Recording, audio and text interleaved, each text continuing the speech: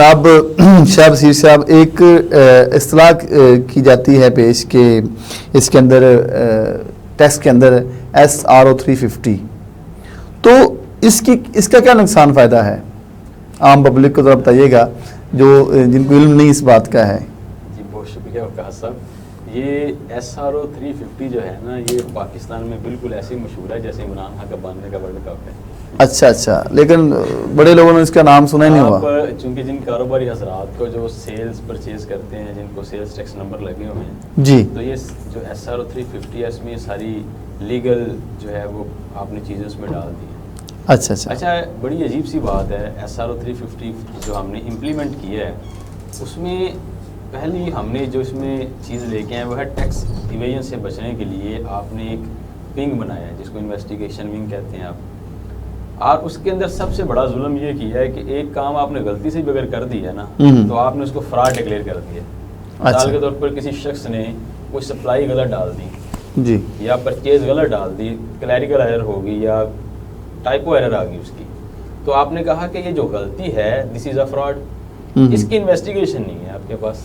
اچھا، اور دوسری بات یہ ہے کہ آپ نے جب یہ اس کو SRO کو امپلیمنٹ کیا تو آپ نے کہا یہ تاجر دوست SRO ہے، تاجروں کو بڑا فائدہ ہوگا، اور اس پہ سب سے عجیب بات یہ ہے کہ تاجروں نے سب سے زیادہ اس پر احتجاج کیا، یعنی کہ آپ نے جو اسٹیک ہولڈر تھے، حکومت کہہ رہی کہ یہ اس کو فائدہ ہوگا تاجروں کو جی، لیکن وہ کہہ رہے ہیں ہمیں نقصان ہوگا۔ اور یہ پریکٹیکلی آپ سمجھیں اس کو، اب دیکھیے کہ آپ کا جو مینوفیکچرر ہے جو ایکسپورٹر نہیں ہے جی، وہ لوکل مارکیٹ کے اندر چیزیں را مٹیریل خریدتا ہے اور اس کو یہیں پہ بیچتا ہے، تو وہ آلریڈی 22% ٹیکس دے رہا ہے جی، یعنی کہ تھا اس کا 18%، کیونکہ وہ ریٹیلرز کو بیچ رہا تھا تو آپ نے 4% ایکسٹرا اس سے لیا۔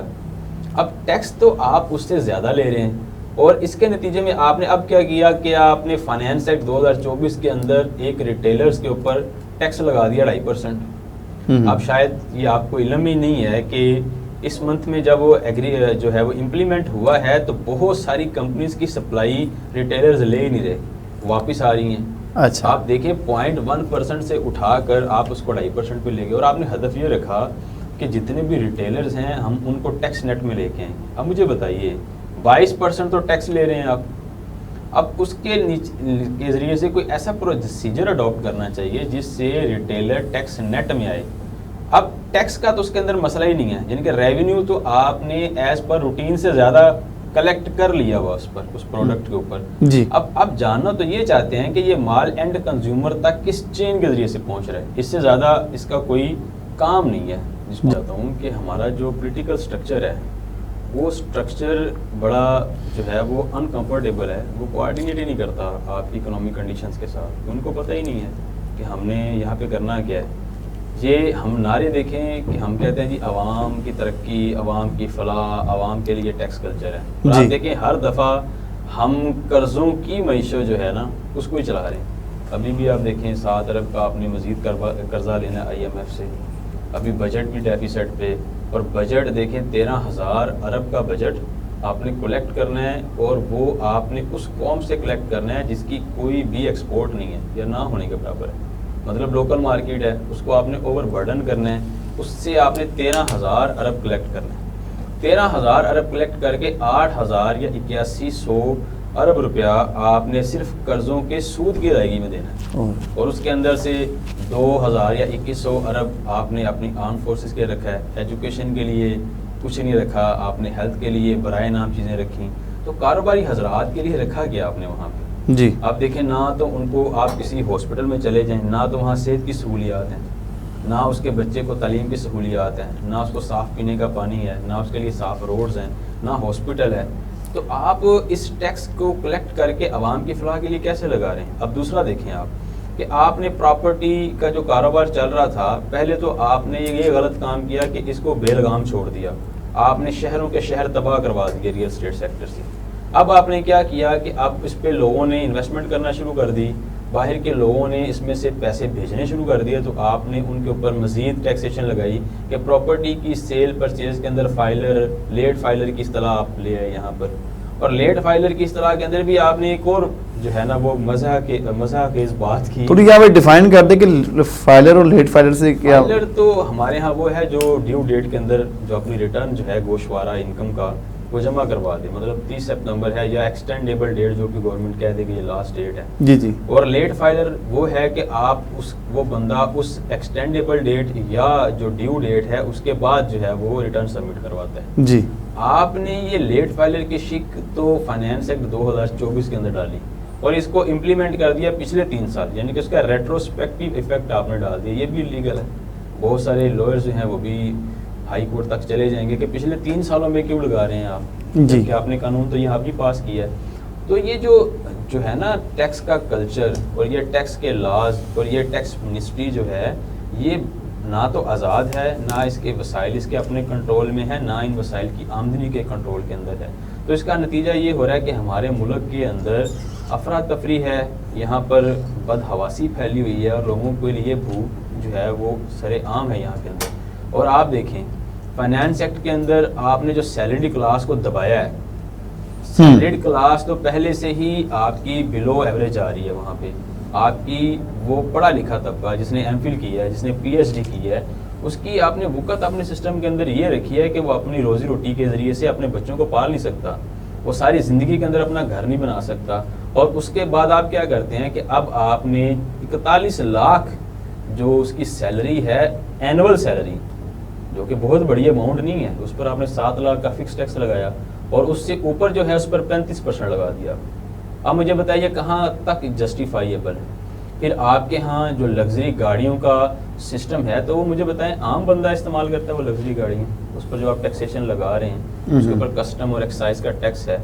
تو پاکستان تو دنیا کے اندر ایک وہ کہتے ہیں نا کہ مذاق کرتے ہیں لوگ کہ ایسی اسٹیٹ ہے یہاں پر لوگ بولتے بھی نہیں ہیں اور یہاں پر ٹیکس جو ہے وہ اس طریقے سے کلیکٹ کیا جاتا ہے جیسے کہ جنگل کا قانون ہے یہاں کے اندر. آپ دیکھیں آپ اپنی انڈسٹری کو تباہ کر چکے ہوئے ہیں, آپ اپنی پولیٹیکل سٹرکچر کو تباہ کر چکے ہیں. آپ کے یہاں جمہوریت نام کی چیز لگتا نہیں سر کہ جو ہمارا جو پولیٹیکل سٹرکچر ہے یہی بنیاد بنتا ہے ہماری, کیونکہ لا علمی ہے نا معیشت سے.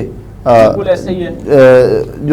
جو لوگ منتخب ہو کے آئے ہیں یا ان کو ہم منتخب کرتے ہیں تو شاید ان کو معلوم ہی نہیں ہوتا کہ کیا کس طرح سے ملک چلے گا, ٹیکسیشن کیسے ہونی چاہیے, لوگوں سے کس طرح سے ہم پیسہ وصول کر سکتے ہیں. اچھا ایک اور بات ہے, جیسے آپ نے بھی بات کی, میرا بھی تھوڑا سا میں اس میں ایڈ کر دوں کہ لوگ جو ہماری جو حکومتیں ہیں یہ صرف فوکس کرتی ہیں ٹیکس وصولی کے اوپر. کبھی بھی جتنا ٹیکس وصولی کے اوپر فوکس کرتی ہیں اس کے ریٹرن میں جو ہمارے عام عوام کو کچھ نہیں ملتا. مثال کے طور پہ جو بڑے شہر ہیں وہاں پہ تو چلو سہولیات کی جو کچھ فراوانی ہے جسے ہم کہہ لیں وہ کر دیتے ہیں. چھوٹے شہروں کے اندر یا ایون کہ دیہات کے اندر تو حکومت نام کی کوئی چیز ہی نہیں ہے. میں نے نہیں کبھی دیکھا سالہ سال گزر جانے کے باوجود بھی کہ ہمارا جو ہماری ایڈمنسٹریشن ہے like a C D C وغیرہ کبھی بھی کسی گاؤں کے دورے پہ گئے ہوں, جا کے پوچھا ہو کہ اس گاؤں کے باسی کا حال کیا ہے. کیا وہ صرف ڈی سی قصور یا کوئی شہر کے لیے ہوتے ہیں جو جام دلکا شہر میں, یا باقی عوام کا بھی ان کے وسائل پہ کوئی حق ہوتا ہے, یا ان کی جو ایڈمنسٹریشن ہے یا جو ان کی جو سمجھ لیں کہ جو بادشاہت سے کہ میں کہوں گا کہ اس کے اوپر ان کا حق ہے کہ نہیں ہے؟ دیکھیں یہ سوال تو خالصتاً سیاسی, میں اس کو جان کے موو کر رہا ہوں آپ کی گفتگو سے.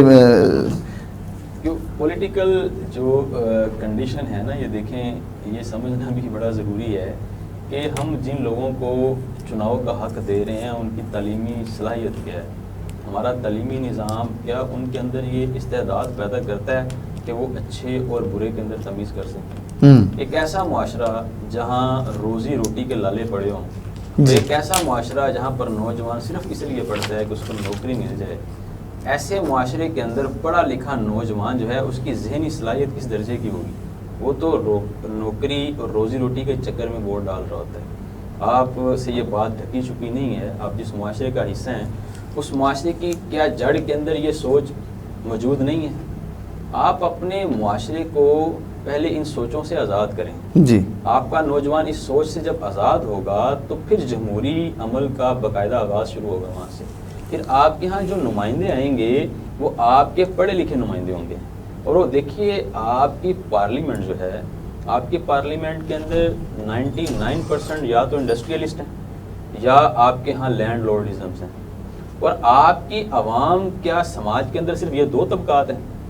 سماج کے اندر تو طبقات ڈاکٹرز ہیں، انجینئرز ہیں، ٹیچرز ہیں، لائرز ہیں، غرض کے ہر طرح کا طبقہ سوسائٹی کے اندر سماج کی تشکیل میں اس کا کردار ہوتا ہے. بالکل. اور جب آپ قانون سازی کی بات کرتے ہیں کہ اس فورم کے اندر صرف انڈسٹریلسٹ ہے، اس فورم کے اندر صرف لینڈ لارڈ ہے، تو آپ نے قانونی طاقت بھی دے دی. وہ آپ کے الیکشنز کے اندر کس طرح سے وہ کیمپین کرتا ہے، مجھے بتائیے، کیا یہ کیمپین کا سٹائل عوامی نمائندوں کا ہوتا ہے؟ کسی خاص بندے کی بات نہیں کرتے، کسی خاص علاقے کی بات بھی نہیں کرتے. آپ کنٹری وائڈ اس کو چیک کریں، کیا کیمپین اس طرح سے ہوتی ہے؟ پڑھے لکھے معاشروں کے اندر کیمپین جو ہوتی ہے وہ اپنے پروجیکٹس کے اوپر تھیسز ہوتی ہیں. بڑے بڑے لیڈرز جو ہیں اپنا مینیفیسٹو جو بیان کرتے ہیں وہ عوام کے کٹہرے میں کھڑے ہوتے ہیں. آپ کے ہاں قیادت جو ہے وہ ہنگامی طور پر پیدا کی جاتی ہے. مطلب کہ آپ کے بات سے میں اگر یہ اخذ کر سکتا ہوں نتیجہ کہ ہمارے ہاں جو قیادت ہے اس کا وہاں پہ فقدان ہے، تربیت کا بھی اور تعلیم کا بھی، اور وہی نیچے تک آتی ہے. لیکن یہاں پہ ایک اور بات ہے کہ جو ہمارے آفیسرز آتے ہیں، سی ایس ایس آفیسر جو ہماری ایڈمنسٹریشن میں، وہ تو بڑے پڑھے لکھے ہوتے ہیں، چند لائق فائق لوگوں میں ان کا نام ہوتا ہے ملک کے. تو ان سے کیوں نہیں ملک پھر چلتا ہے؟ یہاں کے لوکل لیول کی بات کروں اس میں کچھ ایک بات شیئر کروں گا. دیکھیں جن کی آپ بات کر رہے ہیں یہ بیوروکریسی ہے.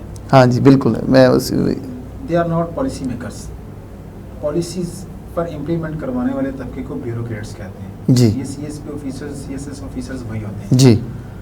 لیکن آپ کے ہاں جن کی بات ابھی تھوڑی دیر پہلے بھی ہو رہی تھی کہ جو آپ کا الیکٹڈ یا سلیکٹڈ طبقہ ہے، پالیسیز قوانین اس نے بنانے ہیں. اب وہ پالیسیز اگر ملکی مفادات کے، قومی مفادات کے مطابق نہیں ہیں تو یقیناً وہ جو نیچے والا طبقہ اس پہ عمل کرے گا یا کروائے گا، اس کے نتائج وہی نکلے گی جو پالیسی میں طے شدہ تھے جی. اب ہمیں اب ایک چھوٹی سی اس کی میں آپ کو ایک مثال دیتا ہوں، یہاں کے سسٹم کی ایک مثال دے دیتا ہوں کہ یہاں کا سسٹم، اس میں ہم الیکشن ہوئے ابھی کچھ 8 ماہ ہو گئے ہیں، لیکن ابھی تک ہم یہ نہیں طے کر سکے کہ whether this government is selected اور الیکٹڈ. مطلب کہ ہمارے یہاں پر اس سسٹم پر نہ تو سیاستدانوں کو، سیاسی جماعتوں کو اعتماد ہے، نہ عوام کو اعتماد ہے، نہ کاروباری طبقے کو اعتماد ہے، نہ کسی ڈاکٹر انجینئر طبقے کو اعتماد ہے. تو یہ بڑا فرسودہ سسٹم یہاں پر رائج ہے.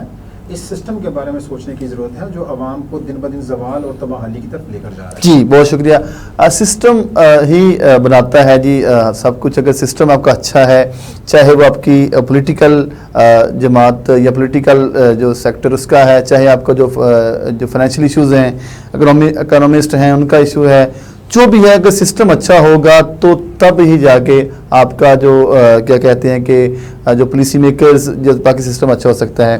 میرے ساتھ ہی آج جی چوہدری اشاد بشیر صاحب ایڈوکیٹ، ان کے ساتھ تھے جو چوہدری شیخ صاحب. آپ نے سیر حاصل گفتگو سنی ہمارے مہمانوں کی، اور امید ہے کہ آپ کو اس میں کچھ نئی باتوں کا علم ہوا ہوگا. یہاں وقت ہے جی اختتام کا. ملتے ہیں جی اگلے ہفتے. اپنے میزبان وقاص جمیل کو اجازت دیجیے. اللہ حافظ.